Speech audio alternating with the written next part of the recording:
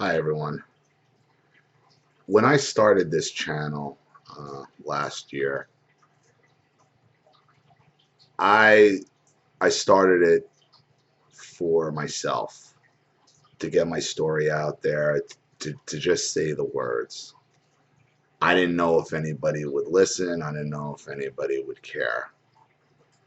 Um, but for what this channel's grown into and the amount of followers I have, it's been quite inspiring and very eye-opening.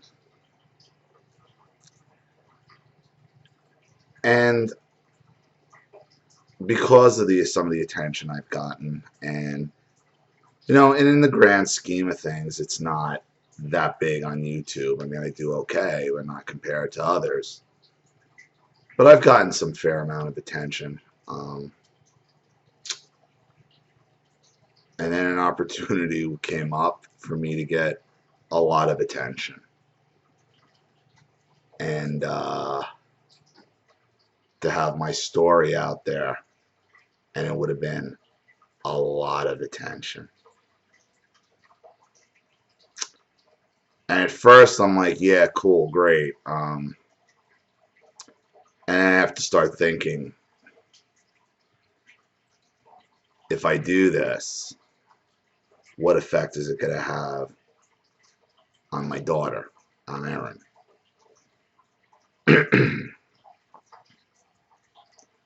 And I also had that voice in the back of my head telling me, saying, what is it you want? Do you want attention? No, not really, not particularly. That's not why I did this.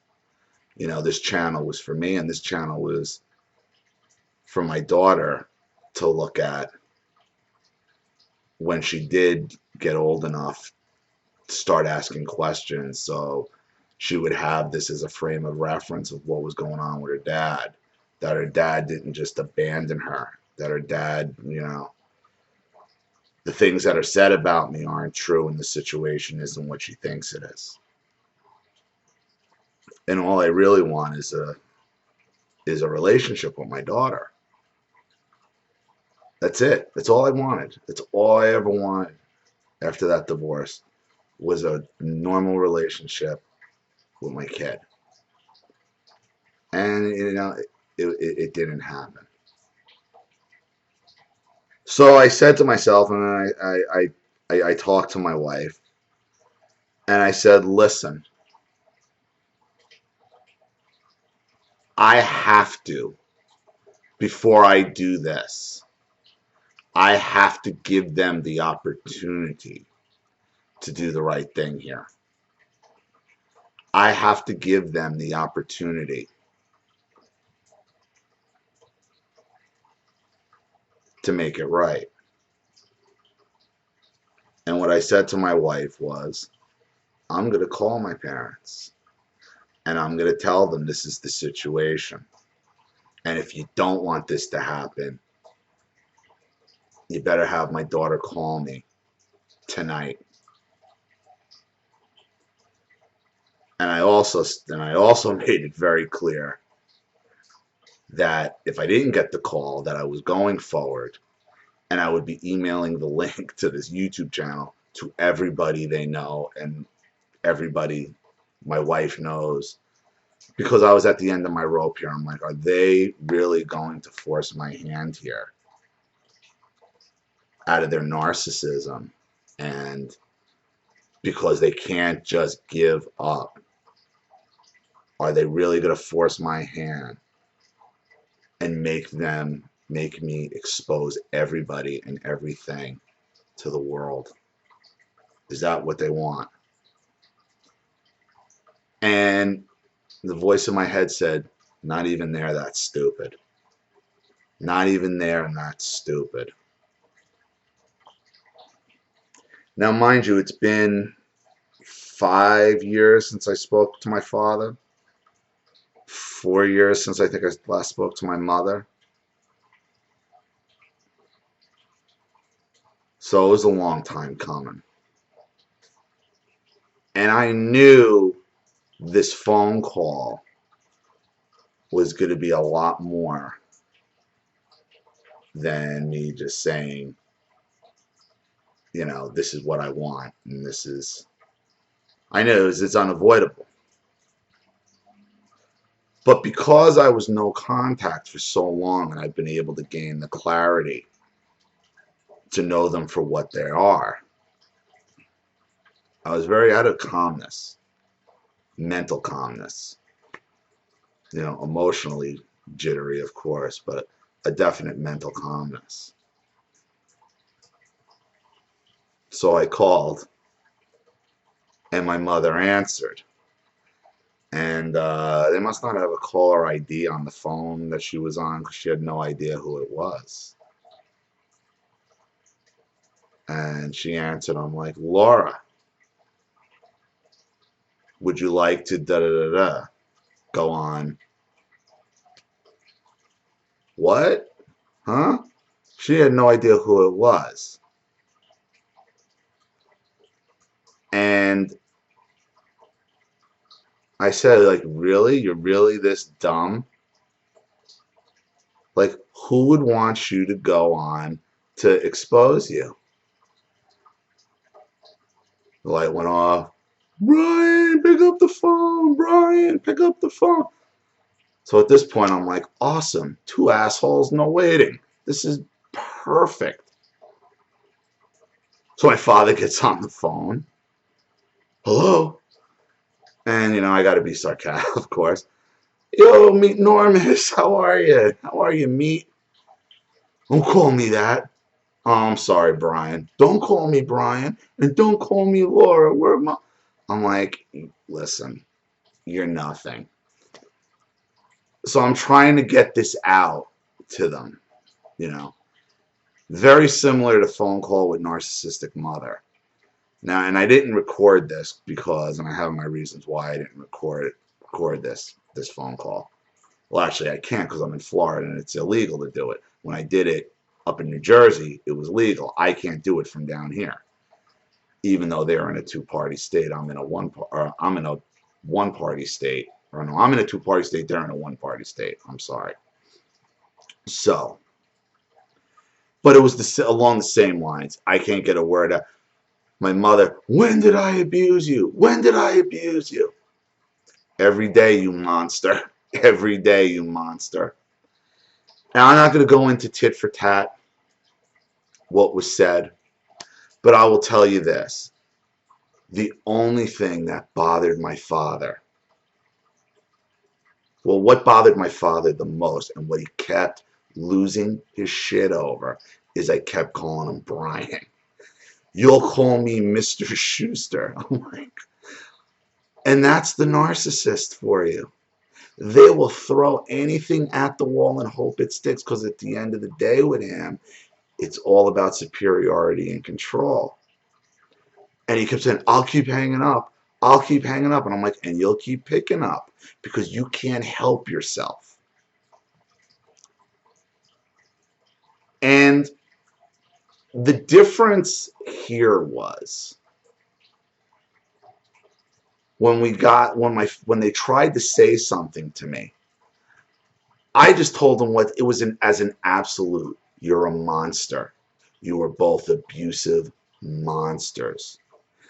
And they would say, you're a liar. I'm like, oh, really? And then I would just go down the litany of, so this didn't happen. And like, not asking, telling them, this isn't, I'm not looking for you to acknowledge this.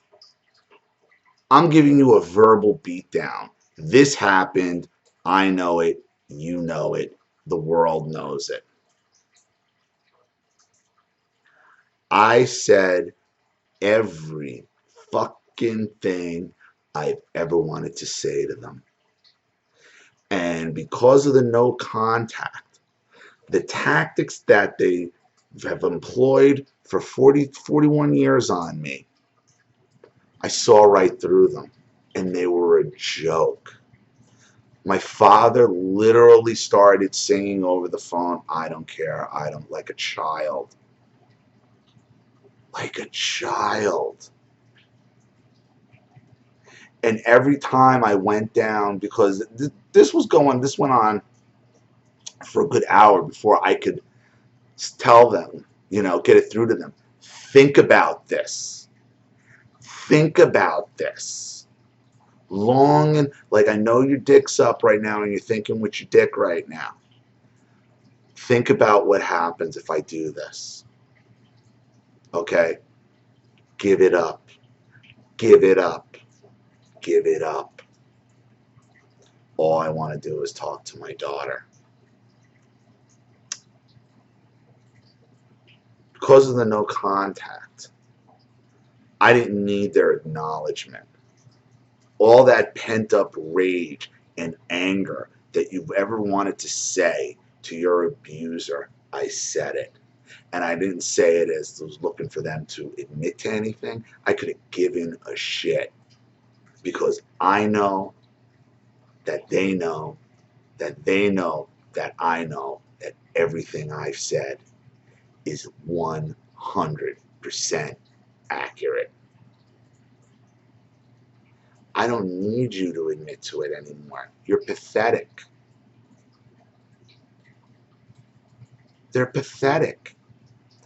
And once you get to the point in your no contact where you really understand your narc and you understand what their tactics are and where they're coming from, okay, and you've had time to heal and learn and grow and to deal with it and to think about what you really want to say. And you're not saying it looking for them to admit it. You can give a shit if they admit it to you. You just want to say it to them. You want to scream it to them. You're a monster. You are an abusive, sexually deviant, sexually abusive, verbally and psychologically abusive, neglectful fucking monster. Monsters.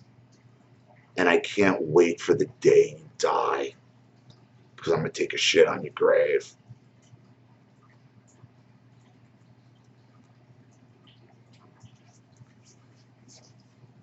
Everything I ever wanted to say, I said it. I said it. It was amazing. It was amazing. And it just flowed. And it was angry. It was rageful. But it was direct. It was, this happened, you did it. This happened, you did it. And you know it. And you've already acknowledged this, and we don't even need to talk about it. You may not like it, but you better learn to love it. Love it. And the ridiculous assertions that my father would throw out, like that would normally work, like, now he has my number because he has this great new technology where my phone number pops up on his TV screen. Yeah, shithead, that's called caller ID. That's been around through the TV for 12 years since DVRs came out, shithead. Just because you just got one. But this is what the narcissist does. And under normal circumstances, if you haven't been away from them and cut off ties and learn, shit like that'll work. Shit like that'll work. No more. Now, I also left messages, a message with my ex, because I know I know Brian's a pathological liar. Lies about everything.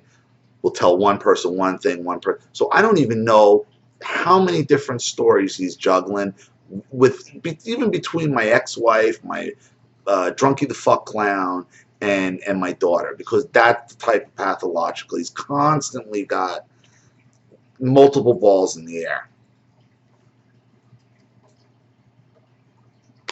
So I tell her, I'm like, listen, I'm sure you've probably talked to Drunkie and Meet Normus, and this is to my ex-wife.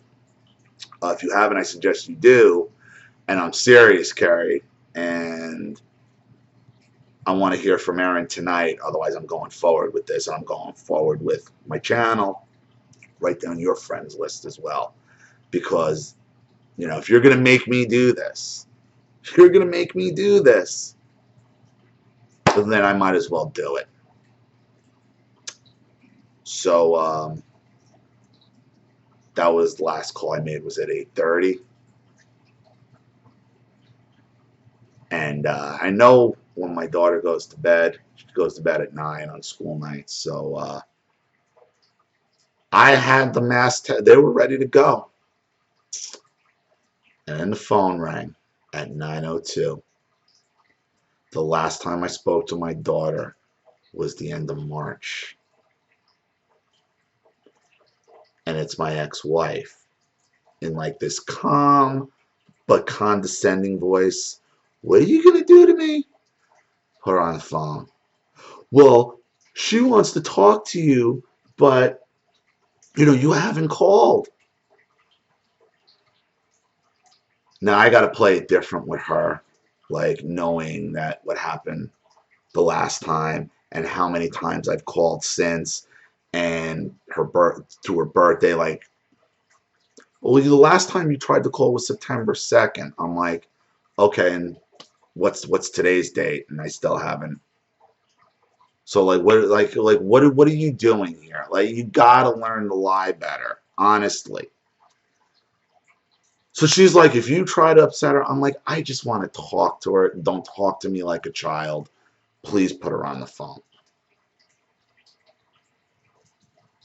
Lo and behold, she got on the phone. Not going to get into the details of our conversation, but it ended on a good note.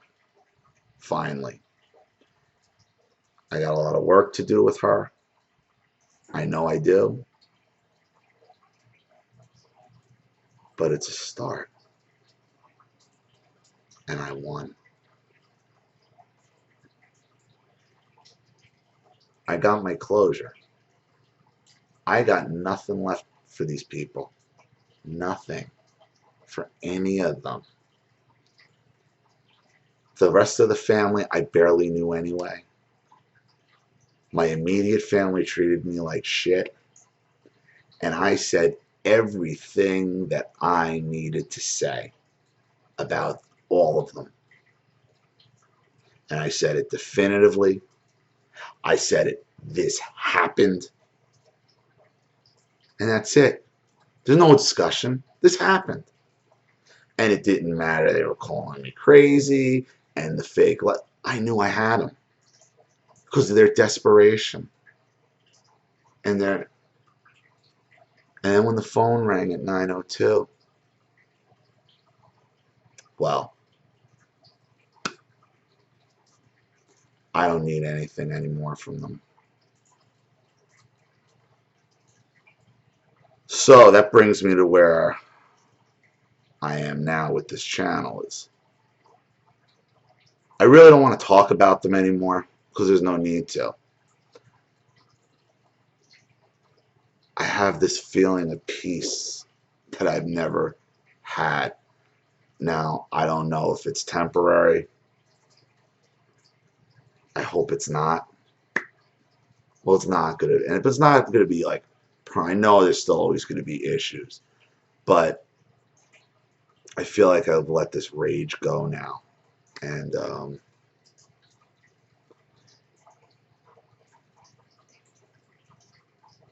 the people, when I told them no, they're like, we understand.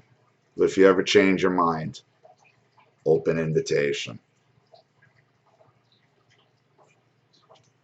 Cool. They respected it. They respected why. That would have been tough to do to my daughter. And I didn't want to do it. And I had a way, is this going to help would this help other people? And it might have. But a lot of that stuff gets sensationalized anyway, so who the hell knows?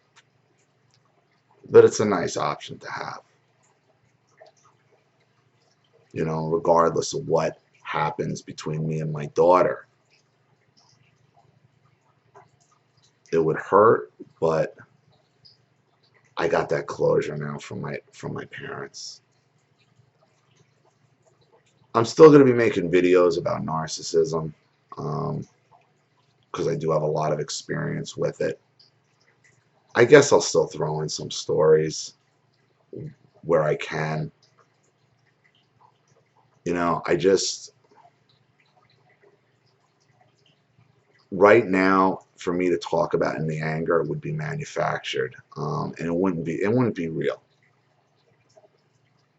Um, so that brings me to where I am now, and and just to show you, like, this is not. I'm not saying I'm cured or this is like a cure-all, because the effects of narcissism follow you around. Are going to follow me around for the rest of my life. I mean, that's the reality, and that's probably the reality for all of you as well. And to show you a perfect example of how my narcissist abuse still follows me around right to this week. If you remember in a video I done earlier, I talked about having cross-ocular dominance. That's where I talked about my left eye is dominant, but my right hand, I write with my right hand. And like one of the things that was done to screw me up, like especially in sports, my father was making me do things from the opposite side so I'd be bad at it. And it was this whole weird thing. And one of the other things I talked about is how he and my brother would make fun of me. And this is how I discovered that I had cross-ocular dominance, because I would be shooting like a pellet gun and I could never hit the friggin' target until my father realized I was closing the wrong eye, so you're way off. And then when I would shoot left-handed, I'd nail it every time. So, and as I saw, I'm like, wait a minute, that's pretty natural. But because of all the abuse my father had put me through with it, I was doing everything right-handed. So, my wife, well, let me back up. Because I'm becoming bonded with Broward County, Florida, to be due process serving, and you get bonded through the county. So one of the things I got to do though is get a concealed weapons permit so I can carry. And we were looking through some stuff and doing that in like next weekend. But when the place that I'm going, my wife saw in Groupon they were doing an archery thing. So she bought a couple Groupons for us to go do archery. And the guy asked me, "Do you want a right-handed or a left-handed bow?" And I'm like, "Oh, right-handed." Like, not even thinking. And then I'm like, "Oh, wait a minute. What about the thing with the eye?" I'm like, "Oh, screw it." And I'm not realizing something's wrong because I'm not lining the bow up. I'm not lining the bow up right because I'm closing the wrong eye.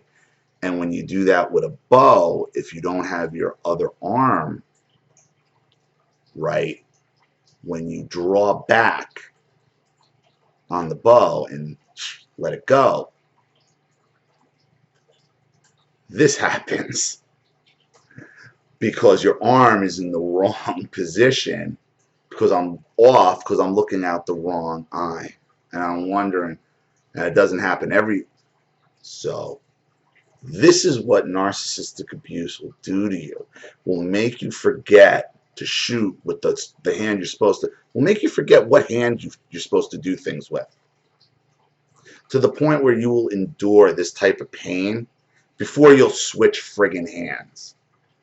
Because then when I grabbed the left-handed bow the last time, and it was the easiest thing I ever done. And nailed it dead center.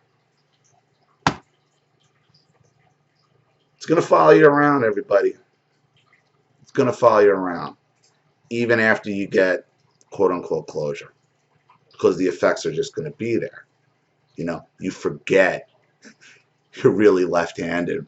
Just because you write with your right hand doesn't necessarily make you right-handed. If you do things, everything else I do with my left hand. Narcissistic abuse. Right there. Of course, I tell everybody at the gym, you know, my wife did this to me because I didn't have dinner on the table on time. It's kind of the, she likes it. She says it's the nice bruise. She's a little weird like that. It is. It doesn't really even hurt that much, so fuck it, right? But here's the thing. Where am I going to go with this channel? You know, I've gotten a lot of requests to start doing doing a podcast, something where people can call in, and I kind of like that idea. You know, because I do have my opinions, and I know my stories do help. And I think the more people that are able to share their stories openly are, you know, helps the condition greatly. And, you know, I've said I'm not a big fan of the Facebook threads and the Facebook boards, and for many, many, many, many reasons. But one is these petty fights that people get into on it. And I think hearing somebody's voice, I mean, I think that's why I'm getting through to more people, is because you can see me and you can hear me as opposed to reading something. And I think hearing people call in and maybe something focused around not only narcissism, because let's face it, talking about this shit constantly is fucking depressing. It really does get depressing sometimes. You know, so I'm looking to do something. And this is what I want you guys' opinion on, and I want you to be honest in the comments about it, is, you know, my wife suggested starting a Kickstarter for, you know, equipment and some minor stuff to get started. And, you know, my fear is always like, I'm always afraid to ask for anything from anybody. But I don't want it to be like I'm taking advantage. I don't want people to think like I'm trying to take advantage of them, or it's just like, oh, look, he's just trying to, and that's just not it, you know. But if you think that's how it would come off, let me know. I am interested. You know, people do Kickstarters all the time. You know, I would never ask anybody if you wanted to. You could. I'm not even sure I'm going to do this. Do it yet. I mean, I really do want to know what you think. You know, if you feel like it would be taking advantage of somebody. And I'm not offering, like, I'm not a therapist. I'm not anything like that. I'm giving my stories and my opinions and from my life experiences. And if people would want to listen to it, I think it can help some people. And that's, you know, that's where I'm coming from. So, let me know what you would think, you know, if it would be, not even if that you'll donate, if you just think it's appropriate. I don't know. I really don't. I don't know. That's why I'm asking. Okay, everybody. I'm going to probably do a video. I'm going to be honest, I'm probably going to take about a month off from making a video. Unless something really pisses me off, I could always jump on and maybe split up. I'm definitely going to split off into a secondary channel, more political stuff, some just life stuff. If you're interested, if not, you can tell me to go fuck myself. You know, whatever. But I really want to know, I really want to see if this closure is real. I think it is. Because what else am I going to say at this point? I said everything I wanted to say. Everything I wanted to say. And even if Aaron didn't call me, it still would have been worth it. It still would have been worth it. And I'm not saying, and believe me, and I'm not selling you, go ahead and pick up the phone and confront your narc.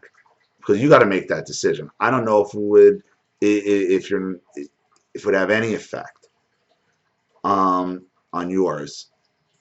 But it's not necessarily about the effect on the narc. It's about just saying it to them definitively and not caring what the result is.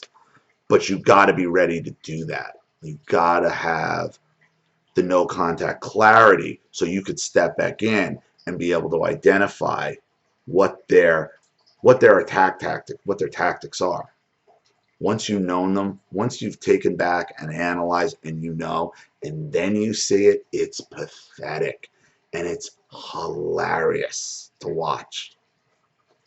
I really think I got the closure. So, but like I said, I might take about a month off. You know, I knew I was ready for that. I mean, like for some reason, I just started working out like a fiend again, and like I'm just feeling at a point where like I really need to focus on. I got to focus on getting this process server thing going, getting my concealed carry, and just getting back into like really, really good shape. So I mean, I've been really crunching it at the gym lately, and I haven't missed a day in over a month. So so I got a lot of good stuff going on. But it'll probably be about a month. I'll still be around on Facebook. I do try to. It is difficult. I do get so many messages, so many messages. So it is tough to get to everybody. So I'm sorry. I'm not ignoring you. It's just difficult to do. So unless something really big pops up, I'll probably be back in about a month. Until then, everybody, good luck and thanks again for watching, everyone. I really do appreciate it. Take care. Bye.